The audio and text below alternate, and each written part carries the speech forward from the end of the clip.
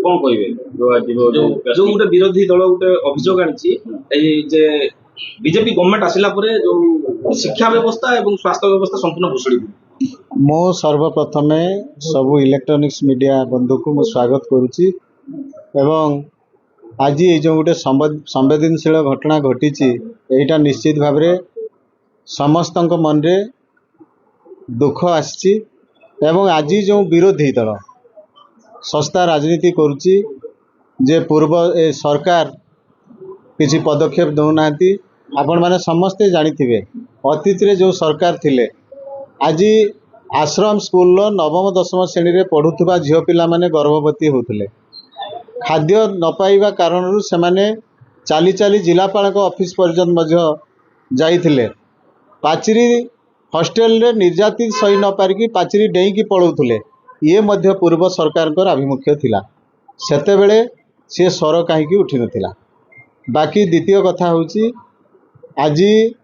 जो बंद डाकरा दिया है एटारे केवल जड़े साधारण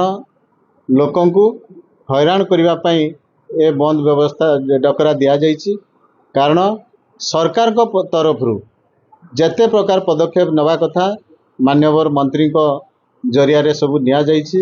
आपण मैंने समस्ते भल भाव जानी आओ भारतीय जनता पार्टी बेसी दुख प्रकाश करुच्ची आज गणतंत्र रे प्रतिवाद करिवार अधिकार समस्तंकर अछि किंतु से माने पीड़िता परिवार को जे टाइप रो रास्ता रे अटकेकी मारधार कले एटा गोटे क्रिमिनल ऑफेंस आचरण कहले अत्युक्ति हेबनी। तेणु आमे से जो रूपाली बेसरार अमर आत्मार आमे सद्गति कामना करुचे ता परिवार को आमे समवेदना जनाऊचे एवं ये जो 18 तारीख दिन बंद डाकरा दि जाइए ताकू भारतीय जनता पार्टी घोर निंदा करुच्ची। धन्यवाद। समर्थन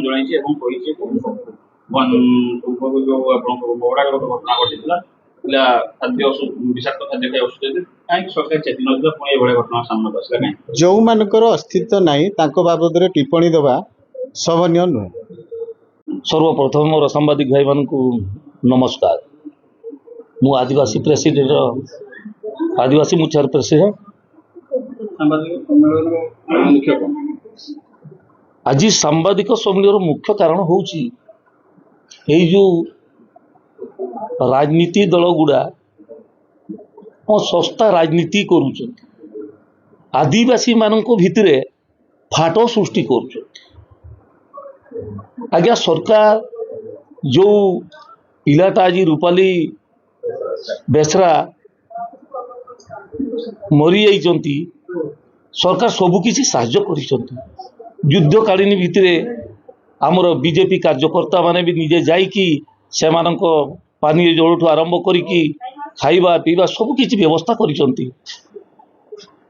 मंत्री महोदय आमर डॉक्टर कृष्णचंद्र महापात्र सी भी व्यस्त बहुल भितर वेस्ट बेंगल थिले इलेक्शन प्रचार खबर शुणा मात्र सांगे सांगे आसी पहुंची मेडिकल समस्त को साक्षात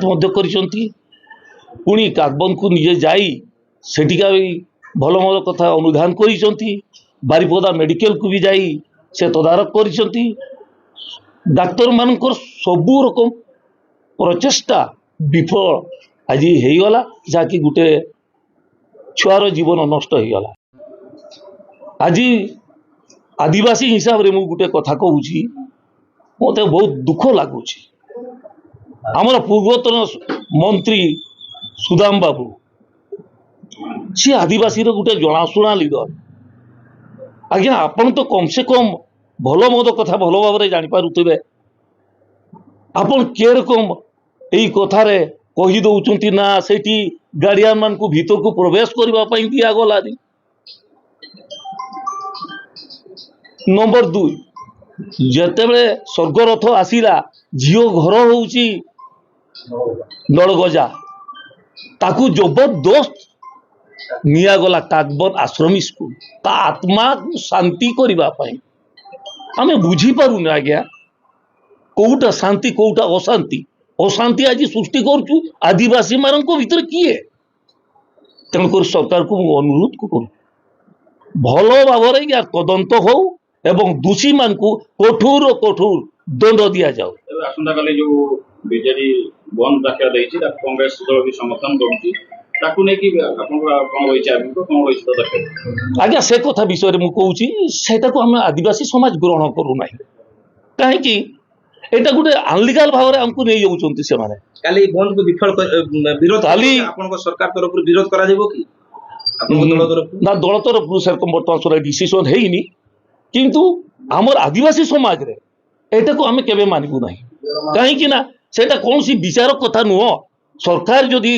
आमको साहाय्य करिवारे विफल होइतांता ताहले आमे भी तो सेमान को समर्थन देइतांतु जे प्रकृत रे एटा जुक्तिकर कथा। ମୁଁ ହେଉଛି ନରୋତ୍ତମ ମହାନ୍ତି ଜିଲ୍ଲା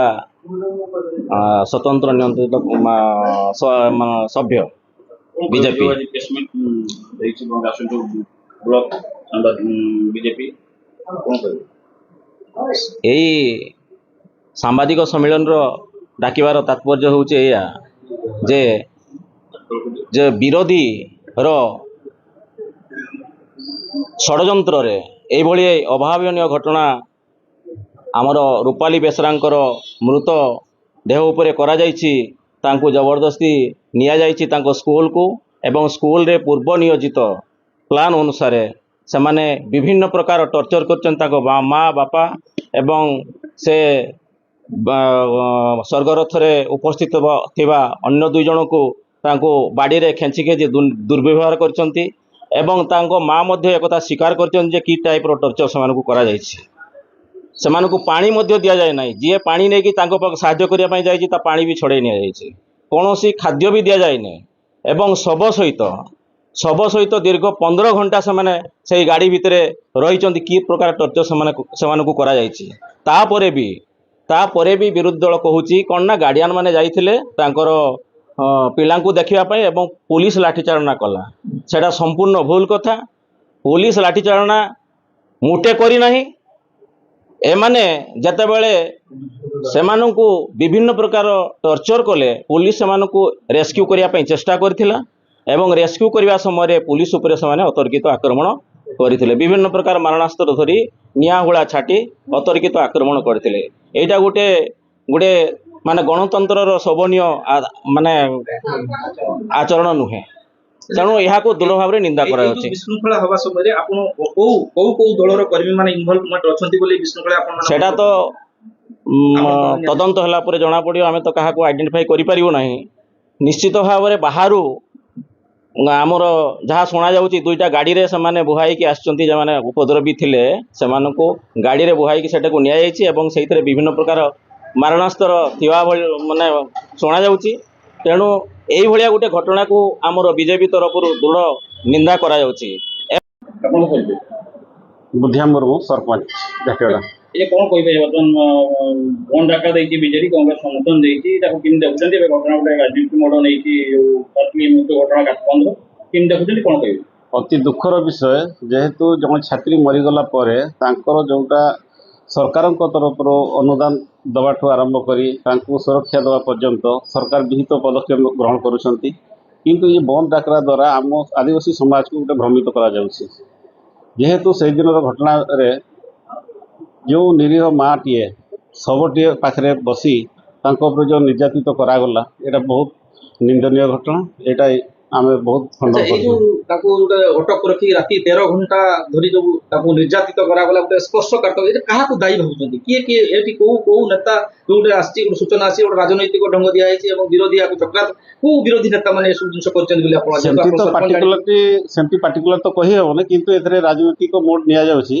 କାରଣ ଯେଉଁ ନିରୀହ ମାଆଟିଏ ତାଙ୍କର ଶବ ଧରିକି ଆଶ୍ରମ ସ୍କୁଲକୁ ପହଞ୍ଚିଥିଲା ତାଙ୍କର ପିଲାଙ୍କର ଶେଷ